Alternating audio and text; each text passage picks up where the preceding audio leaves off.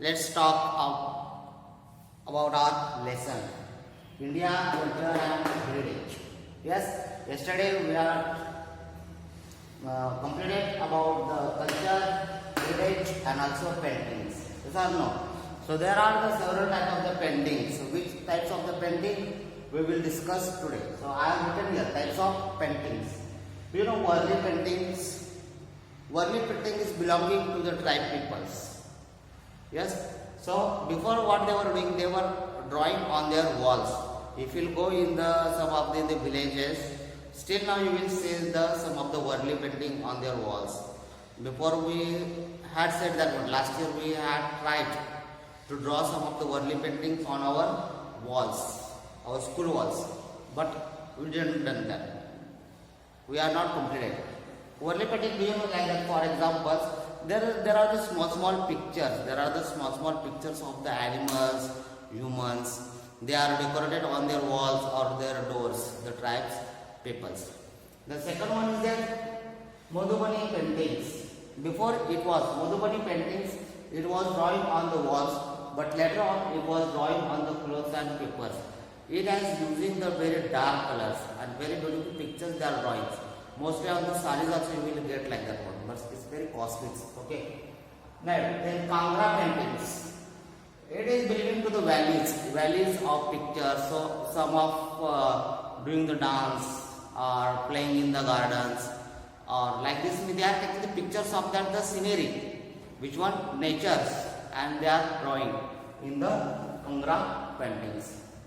Second one is the Kalighat paintings. Actually, it is showing to the urban society, and also it is Kalighat paintings also showing some of the god and goddesses, but they are showing in that it has some different types of the pictures of that one. Then Tanjore painting, it has shown to the only god and goddesses. So let's talk about the Warli paintings. Okay. Now I am going to read that the passage.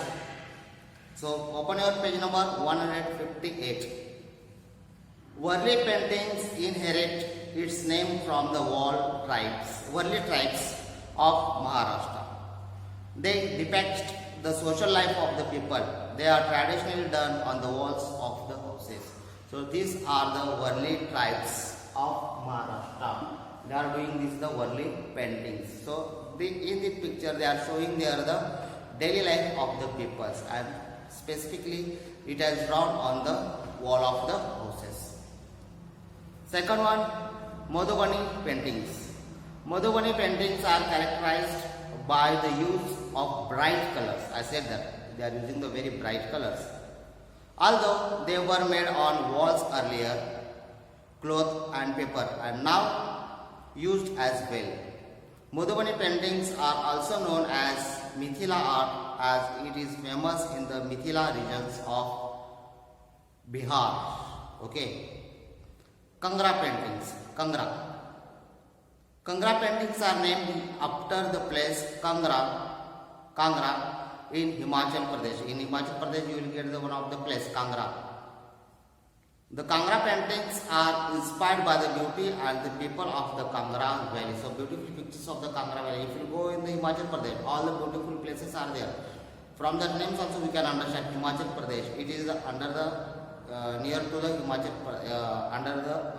near to the Himalayas. So all the beautiful places you will get there. Always you will get there snows, big trees, not like mango or fins like the trees you will get there, and a beautiful valleys, beautiful flowers also you will get there, and beautiful peoples also you will get there.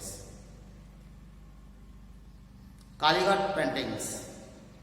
Kalighat, a famous pilgrim center in Calcutta, became very famous in the 19th century when Calcutta was the capital of the British. So Calcutta was the capital of, when British were that time, the Calcutta was the capital, and that time in the 19th century these Kalighat paintings has been developed. The quick method of paintings depicts the urban society of Kolkata. So it has shown to the urban society of the Kolkata. From that the paintings we can understand how the peoples of the life of Kolkata. Next, Tanjore paintings. Paintings originated in place called Tanjore, 300 kilometers from Chennai. So one of the places there, Tanjore. Okay, it's from the Chennai. It's nearby that the place. These magnificent paintings are made of semi-precious stones and gold foil. The paintings mainly consist of Hindu god and goddesses. So these paintings are mainly they were doing on their stones and the golds.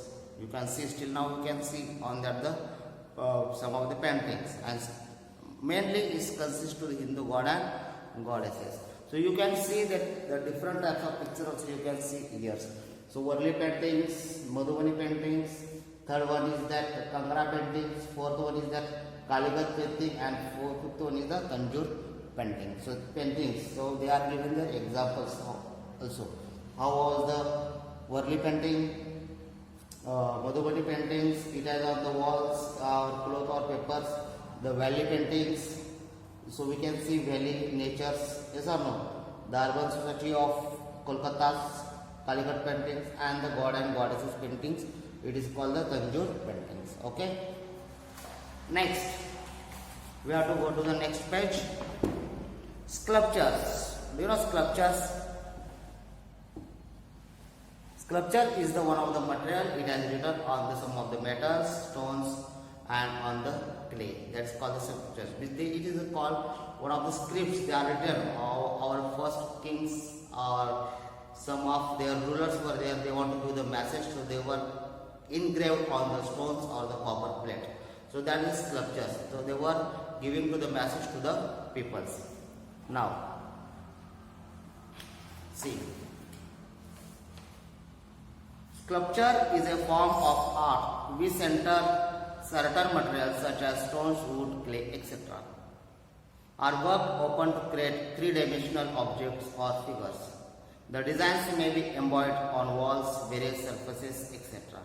Materials may be molded, curved, cast, etc.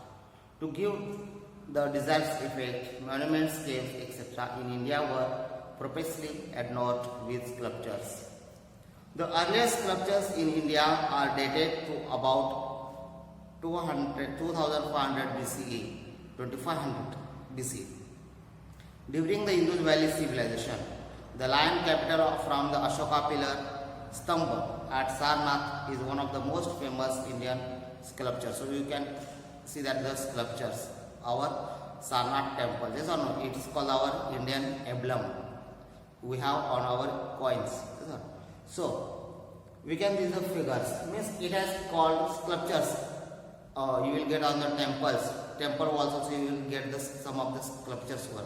You have seen some of the designs were there, some of the horses, some of the elephants, some of the buffaloes. Yes or no? They had drawn on the or some of the flowers also curved on the walls. This all called the sculpture work.